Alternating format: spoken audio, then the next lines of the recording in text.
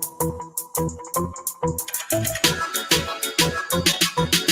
don't need Netflix, you don't need cable. Hop on YouTube, welcome to the hood table, where we chop up local and global events vocally.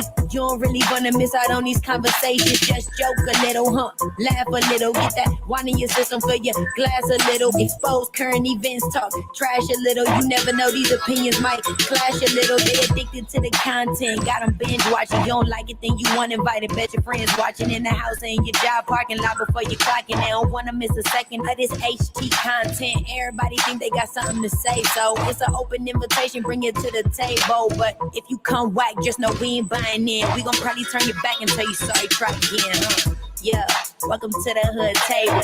You don't need Netflix, you don't need cable. Yeah, welcome to the hood table. You don't need Netflix, you don't need cable.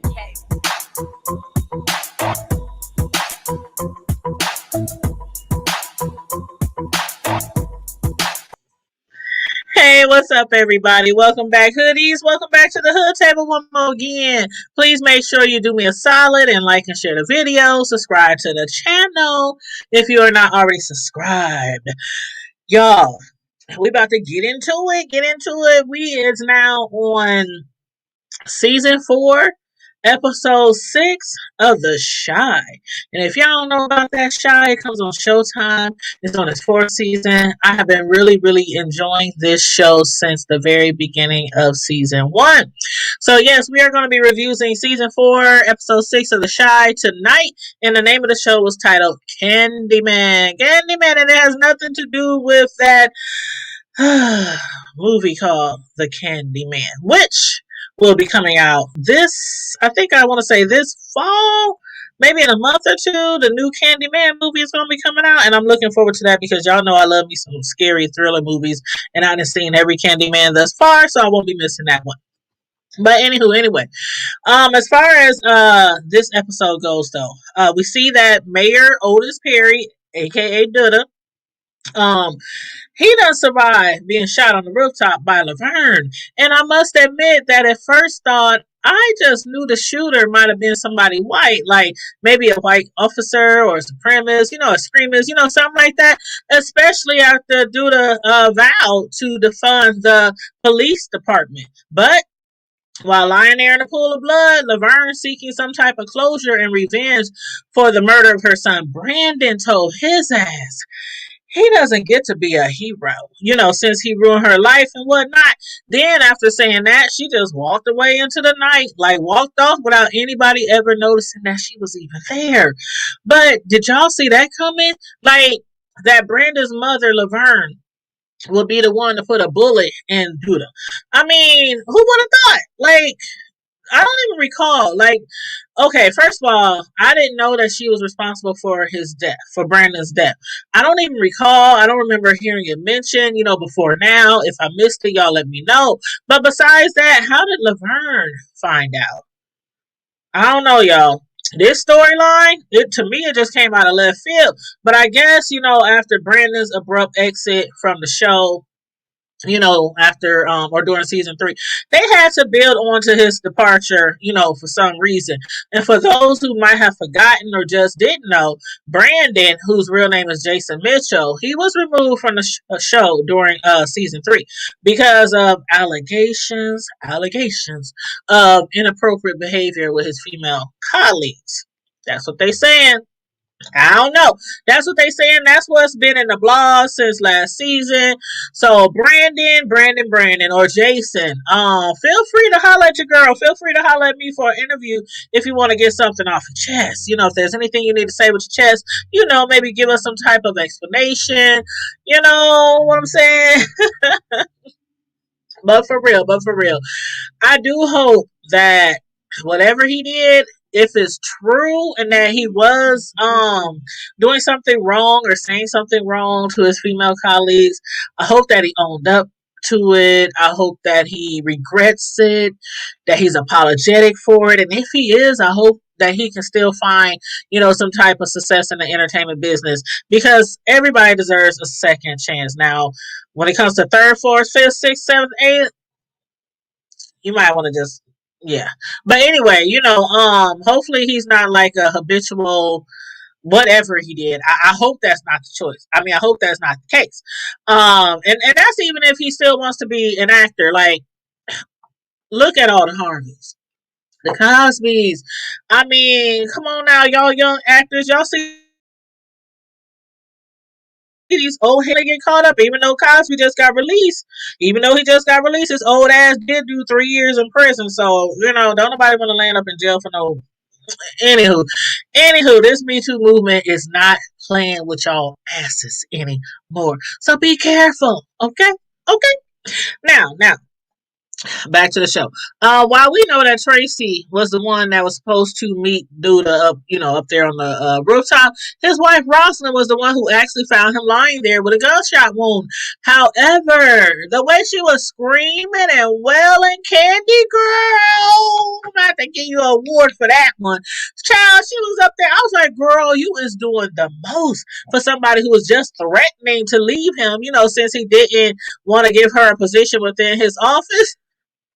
But more importantly, y'all, why the heck was Rosalind the one stepping up for Duda? Like, shouldn't it have been somebody like I don't know, a vice mayor? Do they have vice mayors? Like a councilman or an alderman, or hell, a pastor, a preacher, somebody like that. I mean, come on now, is that how it works? Do the wife just step in? I don't know. But he wasn't willing to give her a position before. She just gonna make her position. Rosalind stepped in that position so fast as if she was appointed as vice president or somebody, in the office. But anywho, y'all let me know what y'all think about that. Now, moving on to oh boy, Jake. Jake just snatched up his homeboy Kevin's girlfriend, Gemma, away from him, right? And you know what? That seems to happen a lot. We as grown folks, we know that seems to happen a lot, with kids their age.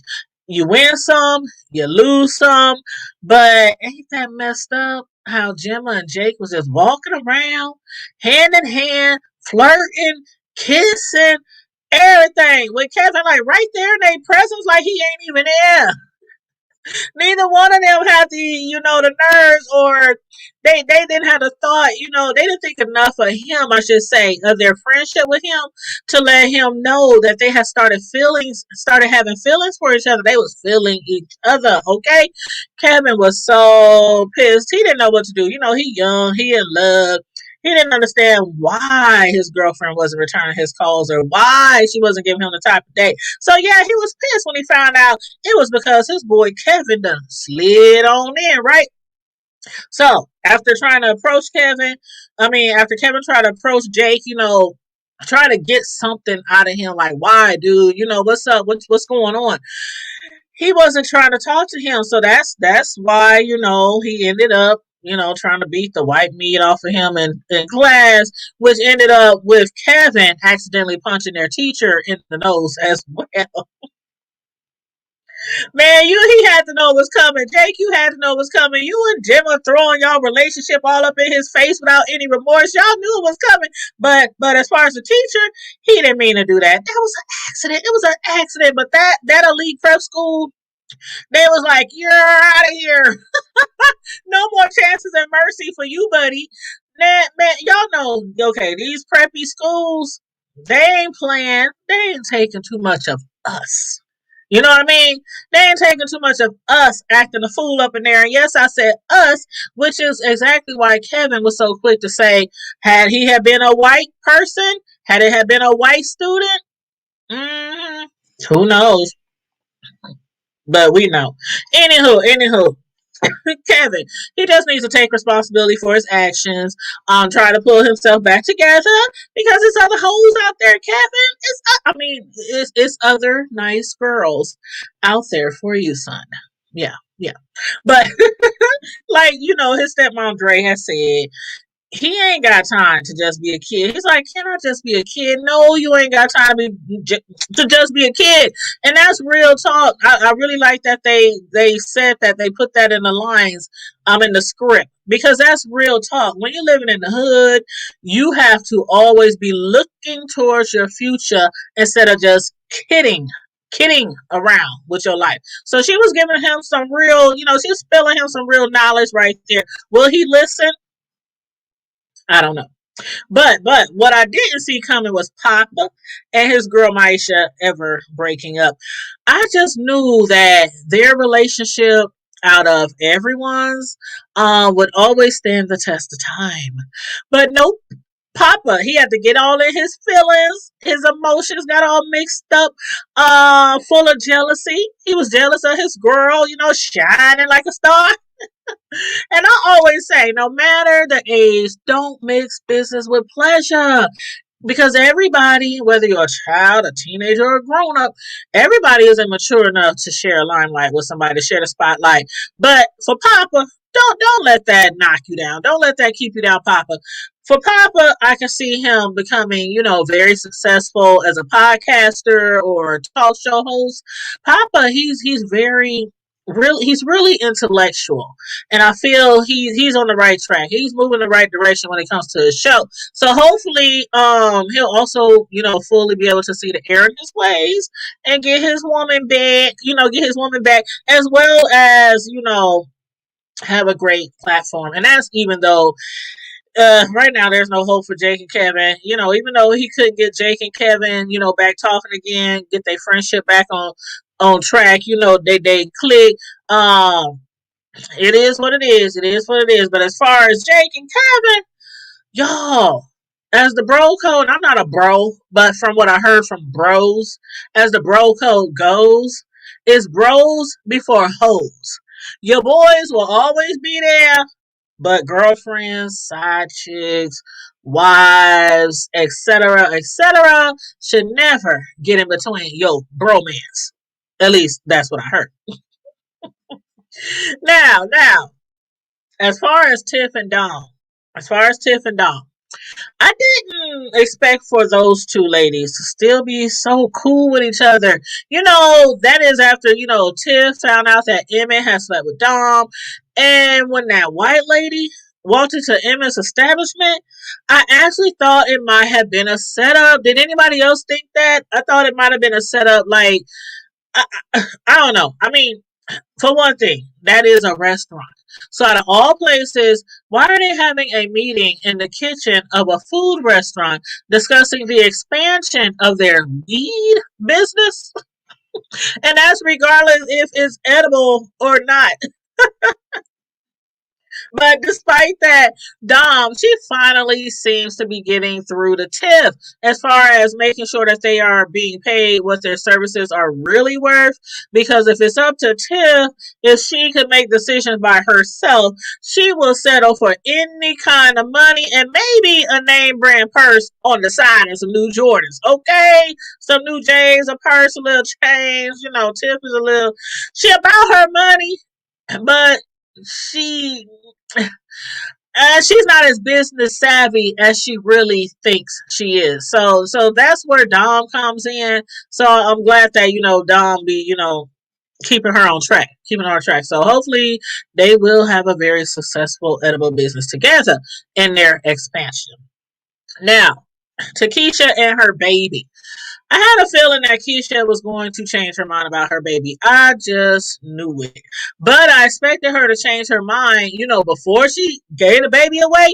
But if I can recall, and y'all correct me or let me know, because I've never given up a child for adoption or even looked into it. But I can recall hearing somewhere that a birth mother has like some type of timeline. Like, I don't know if it's 6 months or a year or something like that, where she can change her mind and requests to get her baby back. I don't know. Maybe it was on a TV show or a movie, but I heard that somewhere. So I don't know how true it is. I don't know the exact laws or procedures, but I do believe that Keisha would make an excellent mom if given the chance. If she just could have the chance. But my question to you ladies, could you keep a child from a rape encounter? Hell, could you even carry a baby full term if the baby was a result of a rape? Now, me personally, I honestly don't think I can, but I do know some people who were in that situation who made the decision to have an abortion. But on the flip side, I'm sure there are many out there who have kept their child or giving it up for adoption. So y'all let me know how y'all feel about that one. And then finally back to Dre and Nina. Their relationship now is very, very complicated. I was like, damn, Nina, you couldn't just approach Dre and tell her that you knew about her, that she was with Jada, and that you knew the two of them had been keeping some type of secrets from you. Instead, you take off to a bar and over drinks decided to hook up with the brat to tat tat. Man, you know what? During that scene, I couldn't help but be reminded to be brought back to the Brat's lyrics in her song called, y'all remember Functified? So Functified. Okay, y'all remember the lyrics, when it comes to the Brat, I got the shit that'll make your neck snap back. Y'all remember that, right? And as y'all saw, Nina's head was tilted all the way back when the brat was in between those thighs, when the brat was in her lap. Nina's head was tilted all the way back. I was like, oh, damn. It only took a couple of drinks for the brat to get inside Nina's panties. And inside her panties, she was all up in her panties. Child, the brat was putting in work on our girl Nina. Dre better look out because she might have some competition. But seriously, y'all, where do you think this will lead their relationship to? Now that Nina knows the truth. The truth that while Nina was over there getting busy with the brat to tat tat and blowing out her back, Dre was over there comforting their friend Jada, who's trying hard to fight that damn disease called cancer. So y'all let me know what y'all thought about that scene, those scenes, that storyline. And again, don't forget to like and share the video and subscribe to the Hood Table if you are not a hoodie. And if you want to become a official hoodie, make sure you click the join button. To become a member, it's only $1.99, $1.99, cheaper than wine. And that is once a month. Once a month. So all you gotta do is click the join button. But on that note, everybody, stay safe, be blessed, remain vigilant at all times, and don't forget to keep it hood. Bye.